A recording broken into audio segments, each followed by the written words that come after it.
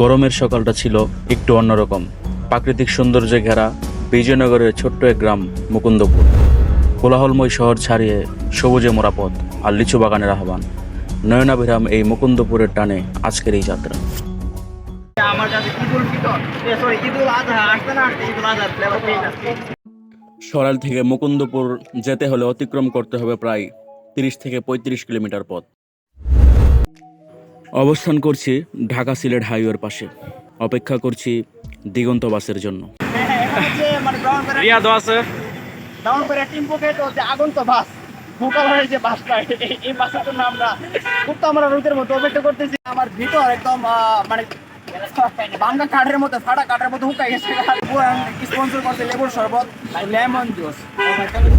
দীর্ঘক্ষণ যাবৎ অপেক্ষা করার পর চলে আসলো আমাদের সেই কাঙ্ক্ষিত দিগন্ত বাস। দিগন্ত বাস করে আমরা চলে যাব চান্দুরার উদ্দেশ্যে। বাস ভর্তি যাত্রী নিয়ে বাসওয়ালা মামা ছুটে চললেন চান্দুরার পানে।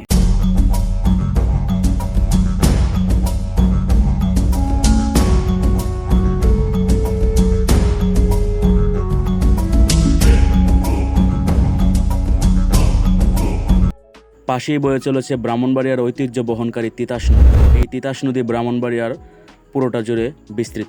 সাইমন জার্মান যাওয়ার জন্য চেষ্টা করে যাচ্ছে, তাই বাসে বসে সাইমনের সাথে একটু জার্মান বলার প্রচেষ্টা।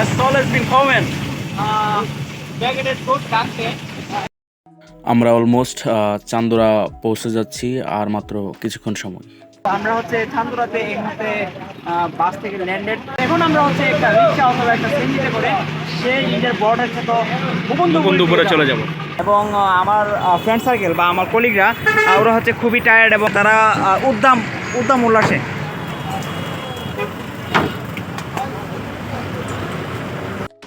অফুরন্ত আকাশ, অগণিত পাখি আর এক চিলতে শান্তির জন্য সিএনজিওয়ালার সাথে 300 টাকার চুক্তি। ভালোবাসা কি জিনিস, ঘুরতে গিয়েও এই প্রেমিক পুরুষ নিজের ভালোবাসা থামাতে পারছেন না। ছুটে চলল সিএনজি, চারপাশে শুধু সবুজ, নীল আকাশ আর আলতো বাতাস। কি সুন্দর আর অমায়িক দৃশ্য। জমে থাকা খুব, দুঃখ, ক্লান্তি সবকিছুই যেন হারাচ্ছিল প্রকৃতির কুলে। মনে হচ্ছিল এই পথটা শুধু চলার না, হারিয়ে ফেলা সব দুঃখ, সব ভার। আর সেই ফাঁকে নিজেকে নতুন করে খুঁজে পাওয়ার এক অনির্বচনীয় মুহূর্ত মুকুন্দপুরের পথে।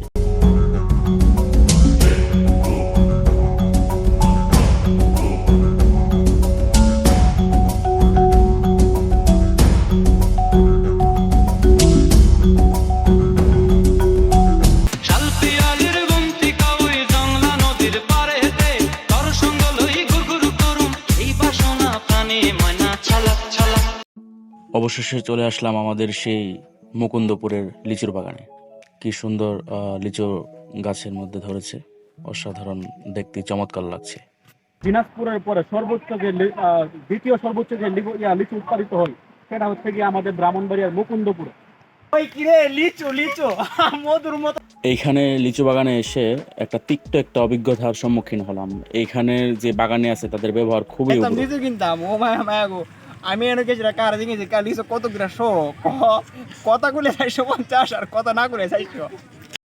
প্রায় 3-4টা বাগান ঘোরার পরে অবশেষে একজন বাগানি ভাইকে পেলাম, যিনি 320 টাকায় আমাকে 100 লিচু দিলেন। লিচুগুলো দেখতে খুবই চমৎকার ছিল এবং খেতেও খুব সুস্বাদু ছিল। হাতে আর তেমন টাকা ছিল না, তাই ভাবলাম এখন আর সিএনজি দিয়ে আর যাওয়া যাবে না। রেলওয়ে স্টেশনে চলে আসলাম। রেলে করে একদম বিনামূল্যে ছাদে করে চলে যাব আমাদের ব্রাহ্মণবাড়িয়াতে। অপেক্ষা করছিলাম ট্রেন কখন আসবে। অনেকক্ষণ অপেক্ষার পর আমাদের কাঙ্ক্ষিত সেই ট্রেন চলে আসলো এবং ছাদের উপরে আমাদের সেই রোমাঞ্চকর এক অভিজ্ঞতা।